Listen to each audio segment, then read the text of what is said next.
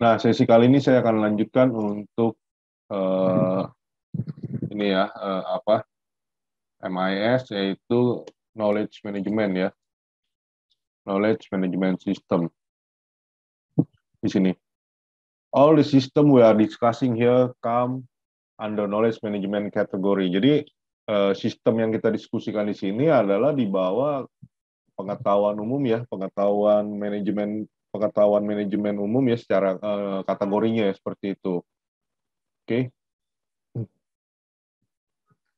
A knowledge management system is not radically different from all this information system. Oke, jadi secara ini itu tidak berbeda jauh ya dari sistem informasi yang kita bahas sebelumnya ya. Ini hanya pengembangan ya, it just extend that already system by assimilating more information. Ini hanya pengembangan dari sistem yang udah ada dengan mengasimilasi beberapa informasi tambahan ya. Ya itu. As we have seen, ya, seperti yang kita sudah ketahui ya di sini, oke, seperti yang kita sudah ketahui bahwa data merupakan fakta ya, fakta yang masih mentah ya, informasi yang belum diolah dan masih mentah ya, seperti saya jelaskan di awal-awal perkuliahan ya. Dan sedangkan information is a process ya, is process and or interpreted data. Data ya, jadi informasi adalah data yang sudah diproses atau diolah dan bisa diinterpretasikan ya. Nah itu. Dan knowledge. Nah, kalau knowledge ini adalah informasi yang lebih bersifat personalized, artinya lebih dikhususkan ya, dipersonalkan ya, diprivat atau dipersonalkan ya, artinya di sini lebih khusus ya. Nah, knowledge lebih spesifik lah gitu kalau bahasa bahasa Indonesianya. Jadi lebih mengerucut kalau knowledge ya dibandingkan informasi. Informasi itu masih bisa melebar. Nah, ini dikerucutkan menjadi pengetahuan ya disebutnya ya. Jadi lebih spesifik is personalized information. Nah, what is knowledge ya? Apa itu pengetahuan ya? Kita ketahui di sini adalah informasi tadi yang lebih mengerucut, ya kan? Personalized information. Ini adalah pemahaman dan pengetahuan juga ya dari kita punya pemikiran dan lain sebagainya. Sini ya, oke.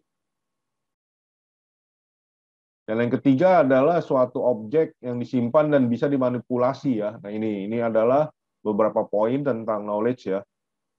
Dan di sini yang keempat adalah proses ya, suatu proses yang mengaplikasi expertise. Expertise itu ini apa bahasa Indonesianya? Aduh, expertise ya. Lupa saya terjemahinnya. Nah, yang kelima adalah suatu kondisi bagaimana kita mengakses terhadap informasi ya, itu knowledge management system. Jadi nanti ada beberapa contoh aplikasi knowledge management system di mana di situ sudah terkotak-kotak tuh. Nanti saya akan jelaskan contohnya.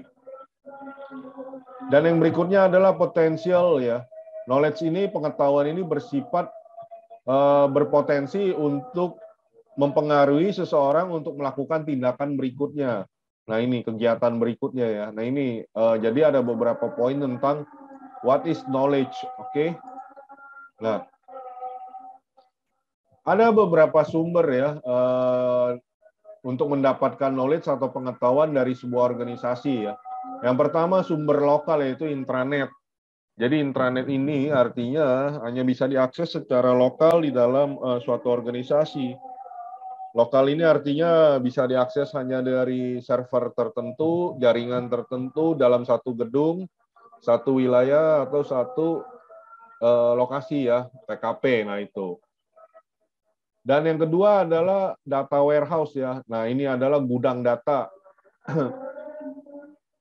Jadi aplikasi data warehouse ini banyak seperti Power BI ya. Kemudian ada banyak sekali ya, yang paling paling umum adalah Power BI. Kemudian tempat penyimpanan lainnya, repositories ya. Biasanya berupa data warehouses ya. Data warehouses di sini, Power BI, oke, ya kan? Biasanya Power BI,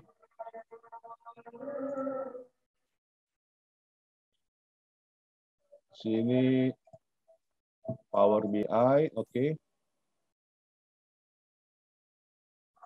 banyak ya sebenarnya ya, Symfony dan lain-lain. Nah, itu data warehouse ya.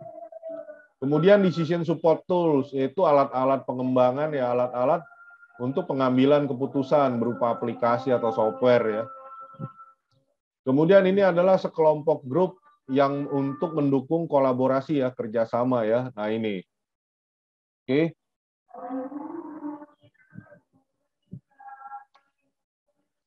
Dan yang berikutnya adalah network of knowledge worker. Artinya di sini adalah network jaringan ya dari para pekerja ya untuk mendapatkan pengetahuan ya. Nah itu. Dan yang berikutnya yang terakhir adalah internal expertise ya. Nah ini adalah expertise internal. Nah, definisi dari suatu sistem knowledge management di sini. Knowledge management system comprises sistem manajemen pengetahuan terdiri dari ya. Nah, comprise itu artinya consist of, terdiri dari suatu jangkauan ya, secara jangkauan praktek yang digunakan di dalam suatu organisasi untuk mengidentifikasi, membuat atau merepresentasikan, mendistribusikan, dan juga memungkinkan untuk mengadopsi ya, mengadopsi beberapa pandangan dan juga pengalaman-pengalaman. Nah ini, oke. Beberapa pandangan dan pengalaman terdiri dari knowledge, baik yang dibentuk secara individual ataupun yang terdiri dari proses dan juga beberapa pengolahan dari data atau informasi di secara organisasi ya. Nah ini. Nah contohnya nanti saya kasih tahu ya untuk knowledge management system, beberapa aplikasi contoh umum sekarang banyak ya, yang sangat digunakan oleh untuk publik ya. Jadi ada yang khusus untuk internal, ada juga untuk publik ya. Nah itu. Nah, tujuan dari sistem manajemen pengetahuan ya atau purpose of knowledge management system yang pertama adalah untuk meningkatkan kemampuan ya kan, meningkatkan performa ya atau kemampuan. Kemampuan apa? Banyak nanti kita lihat ya. Oke. Kemudian yang ketiga adalah untuk mendapatkan keuntungan secara kompetitif ya. Nah, itu. Secara kompetitif. Yang ketiga adalah untuk inovasi ya. Yang keempat adalah berbagi pengetahuan, sharing. Yang kelima adalah integrasi ya, melakukan integrasi. Oke, yang kelima adalah integrasi. Oke.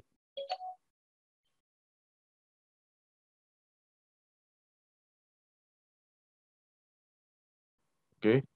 Dan yang keenam adalah pengembangan secara berkelanjutan.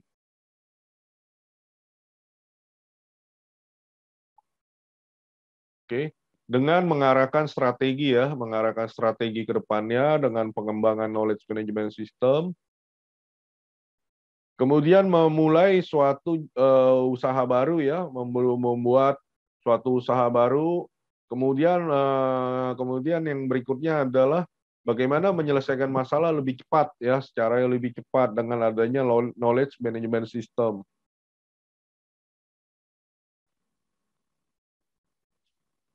Oke. Kemudian yang berikutnya adalah developing professional skill, yaitu untuk mengembangkan skill secara keahlian secara profesional ya. Oke.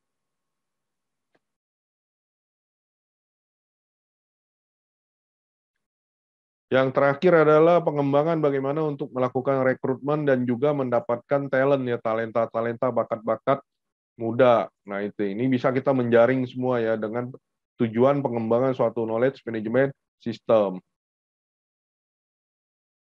Nah, ada beberapa kegiatan dalam knowledge management ya. Nah, di sini bisa dikatakan start with the business problem. Artinya kita dimulai dengan mempelajari permasalahan dalam dunia usaha atau bisnis dan juga nilai-nilai bisnis yang dapat di-deliver atau diadopsi ya. Pertama-tama apa aja gitu ini ketahui ya, nilai-nilainya, keuntungannya, kerugiannya dan lain sebagainya. Oke.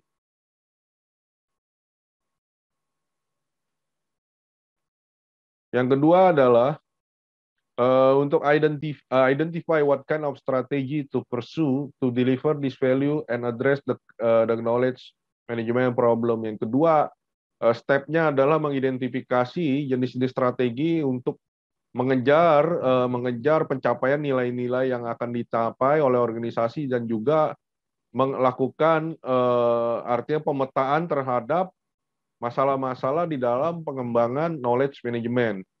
Yang ketiga adalah mempertimbangkan atau memikir kebutuhan sistem yang dibutuhkan ya dari sudut pandang human-nya, orang yang menggunakan, atau sudut pandang proses. Kalau dengan sistem ini mempersulit juga dari sudut pandang proses, ya susah, tidak bisa dikembangkan ya. Jadi harus semudah mungkin. Dan yang terakhir, finally, dan juga untuk mempertimbangkan di sini what kind of technical infrastructure. Jadi mempertimbangkan infrastruktur apa yang dibutuhkan ya, yang dibutuhkan untuk mendukung ya para pengguna dan prosesnya ya, para pengguna dan proses yang akan dijalankan. Yang terakhir, step terakhir implement sistem ya, bagaimana mengimplementasi sistem dan prosesnya dengan perubahan manajemen yang sesuai dan juga adanya rilis ya, artinya di aplikasi ini ada update-update-nya versinya ya, secara berulang dan bertahap ya. Nah itu knowledge management system. Nah ada 3 ya level di sini knowledge management. Yang paling atas adalah enterprise intelligence, bisa untuk secara top manajemen ya, artinya di sini dengan cepat ya akan menghasilkan informasi yang sangat cepat sekali. Misalnya mengenai survei ya, itu termasuk ke dalam knowledge management system ya secara aplikasi. Kemudian adalah yang kedua pada middle management, di sini adalah information creating, sharing, and management. Dan yang ketiga dalam operasional adalah untuk bagian dokumentasi ya. Nah ini adalah beberapa level dalam knowledge management. Contoh yang aplikasi yang paling nyata adalah Jaki, contoh. Kemudian adalah Peduli Lindungi. Nah itu adalah salah satu bentuk untuk knowledge management ya. Tapi dipadukan dengan beberapa aplikasi lainnya di dalam Jaki ya. Kalau kalian download di Play Store itu Jaki ada beberapa fitur-fitur yang kita harus mendownload aplikasi lain. Dia hanya menampilkan menu. Nah, di situ di dalam knowledge management, di situ kalau di dalam Peduli Lindungi kita bisa mengetahui ya tracking untuk umum ya. Oh, berapa orang yang masuk ke dalam suatu lokasi ini ya kan. Kemudian kita bisa mengetahui data kita sudah di PCR atau belum ya. Kemudian kita bisa mengetahui ya berapa orang yang tidak divaksin, yang sakit dan lain sebagainya. Nah, itu sangat berguna sekali ya, tapi itu secara global ya, publik digunakan untuk publik. Sama juga dengan Jaki ya, dibagi-bagi ya. Tadi ada Jaki vehicle dan lain-lain ya. Nah, itu. Inilah yang disebut dengan aplikasi knowledge management ya. Jadi kalau knowledge management system ini jarang ada software yang sudah dari vendor yang jadi ya, langsung jadi dipakai dijual jarang, tapi ini kebanyakan kita harus build up ya, membangun dari awal ya. Kita harus build up, yang saya tahu kebanyakan kita harus membangun sesuai dengan spesifikasi dan proses tujuannya tadi di sini dikatakan nih. Ya. Di sini ada untuk meningkatkan performansi, competitive advantage. Jadi kalau knowledge management ini untuk bersifat bisnis pasti untuk memikirkan keuntungan ya, keuntungan apa saja yang didapat dan lain-lain. Oke, dan yang paling penting adalah integrasi nih di dalam tadi nih ya. Integrasi, kemudian sharing of knowledge, pengetahuan mengenai COVID, virusnya, variannya, pengobatannya, vaksinnya, dan lain sebagainya. Nah, itu adalah beberapa contoh aplikasi knowledge management system. Jelas ya? Oke, ada yang tanyakan nggak? Jadi ini sangat singkat sekali, knowledge management, tidak banyak yang kita bahas. Oke. Ada yang tanyakan? Tidak ada, Pak. Kalau sebelum saya akhiri, saya akan capture dulu absennya ya. Setelah ini kita masuk ke sesi kedua ya. Jadi langsung aja Zoom-nya yang bukan yang sekarang nih, kedua ya. Setelah ini ya, kan ada 2 ID ya. Jadi kita langsung biar cepat selesai. Sepertinya mau hujan.